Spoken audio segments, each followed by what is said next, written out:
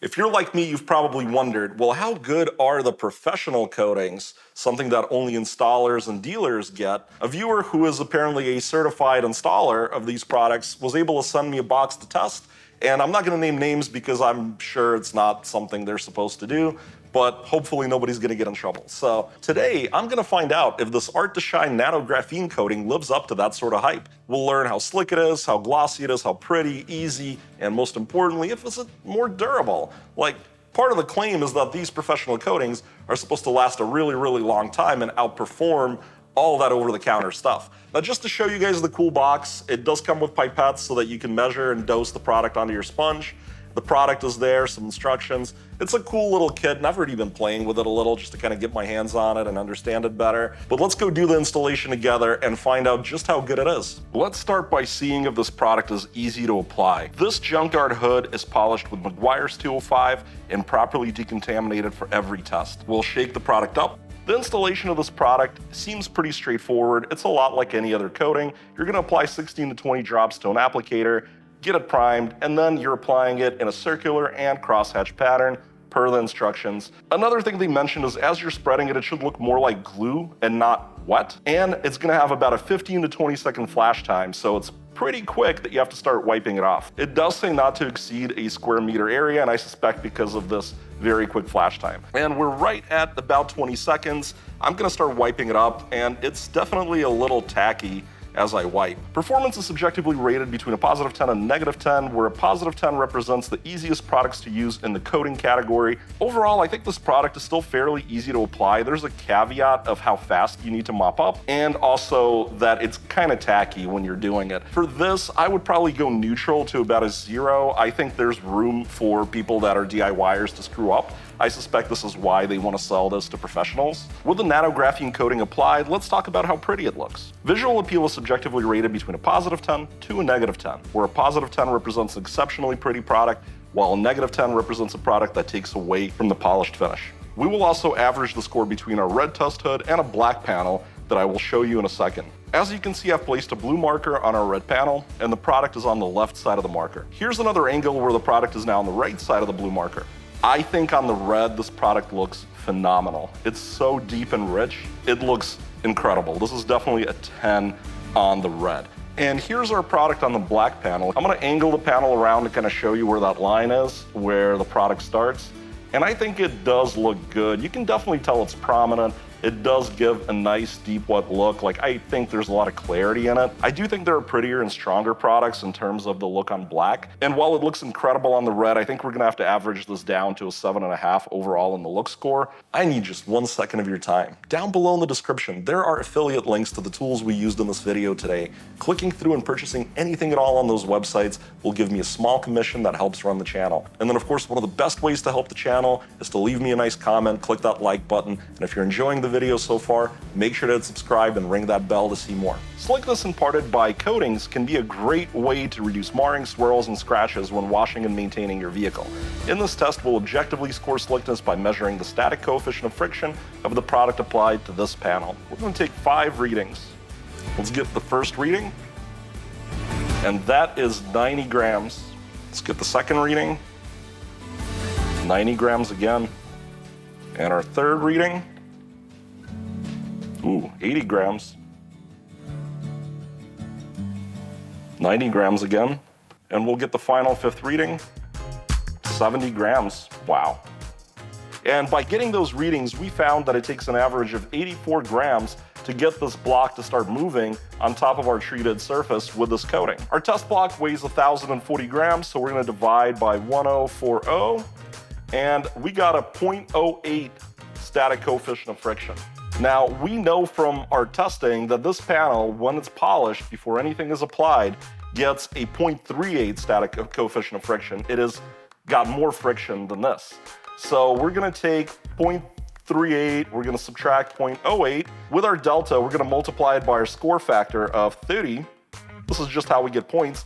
And we see that this product scored a 9. I think this is the slickest ceramic coating that I've ever tested. Let's use my gloss meter to determine if the panel has lost or gained gloss with the application of this product. We'll make sure the gloss meter is reading 104 at 20 degrees on the calibration slide, and then we'll take 10 readings that we're going to average out. Points will be awarded or taken away for any gain or loss in gloss up to a tenth of a gloss unit. With nothing applied, this panel reads 94 gloss units on average after being machine polished. Looks like we got about 88 gloss units. We'll do another point. Looking like 90.4 over here. 87.8 over here. Ooh, looks like we got 93 over on this area.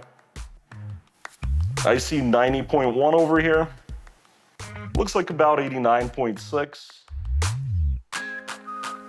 Looking like 90.9. I'm seeing 89 over here.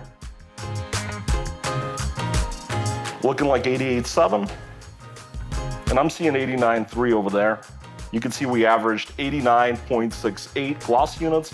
We're going to subtract 94, and we're going to see that we lost 4.3 gloss units. And that means the score for gloss meter testing is going to be a negative 4.3. And if you want to see what things look like outside the treated area,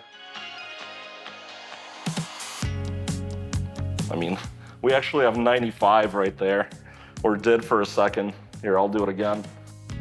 You might wonder why we lost some gloss, but when you polish paint, you bring it up to a very high level of gloss, and it's really difficult to put something on top of that and actually make the number go up. Durability can be a huge factor when deciding if a product is right for you. My test is objective and repeatable. That gives us a great way to compare products. The product we're looking at is on the left here. The product on the right is for a future test. Just to point out, I did let this cure for a whole 7 days, which is what it said I needed to do for the sort of environment I'm in. That hydrophobicity is excellent. Very impressed. This machine will scrub a terry-covered applicator in a predictable wear pattern at 30 RPM while dispensing shampoo for lubrication. The scoring, which I'll show you on your screen, is done in buckets of 0, 10, 20, 50, 100, 300, and 1,000. I'm pre-soaking the applicators with our shampoo solution, and I'm going to squirt a bit onto the panel too to prevent a dry start. I've dialed in 10 washes into the machine, which will automatically prompt it to stop. While durability and longevity are different things, there's a clear and consistent correlation between high durability and high longevity products. Longevity may be affected by other factors such as temperature, chemical interactions, and other unique aspects of the environment. Let's take a look at our coating and see how it's doing with 10 washes. This is definitely what we want to see at 10 washes. There's no indication of any sort of degradation. I'm going to bump this up to 20 so that we do 10 more washes. Let's let her rip. We're at 20 washes. Let's see how our product is doing. I'm seeing no real dent 20 in. It's exactly what we want to see. Bumping things up to 50 total washes.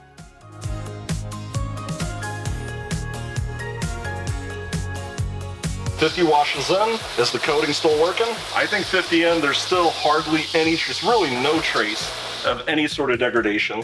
Going to 100 washes.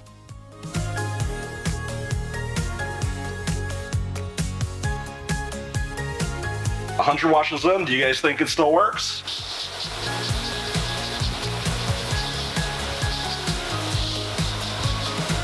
Now we're going to be bumping things up to 300 total washes.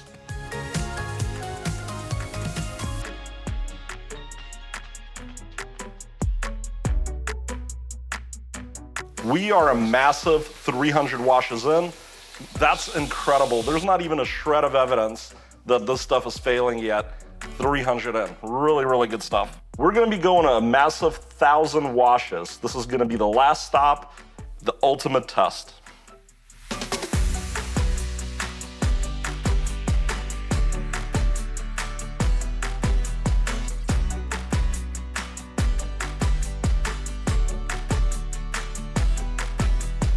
Let's find out if today's product is able to meet that 1,000 gold standard.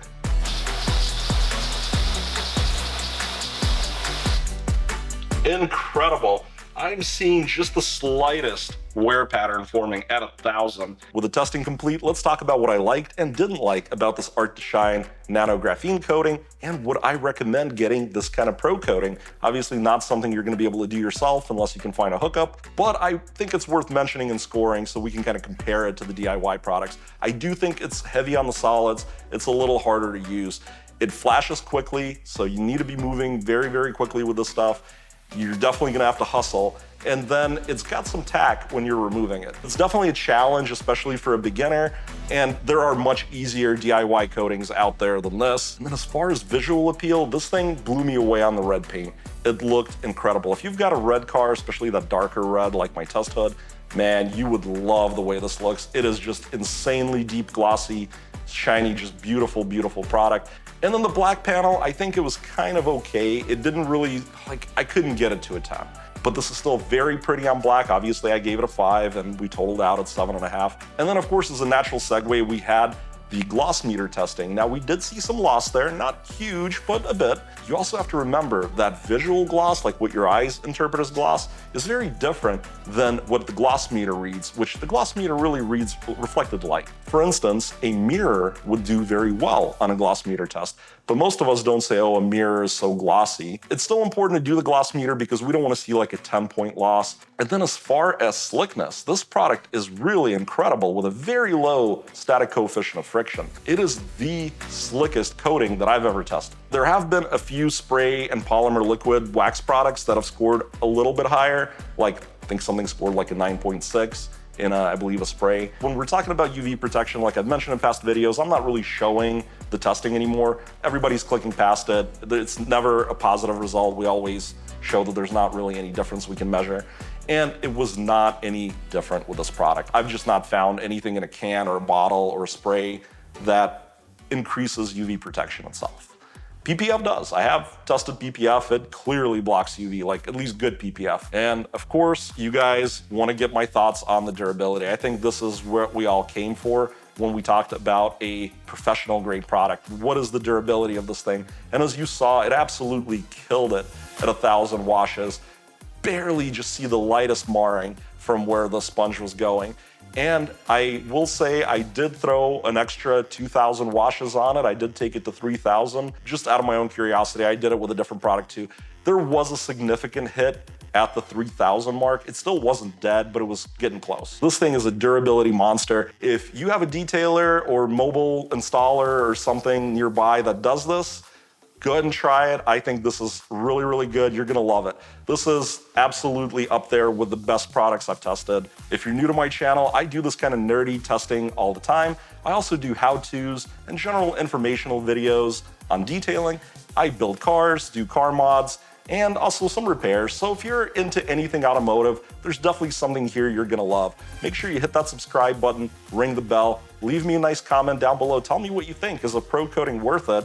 You know, what else do you think is out there that might rival this in the DIY world or the pro world? Let me know what you think, and hopefully I'll see you again really, really soon.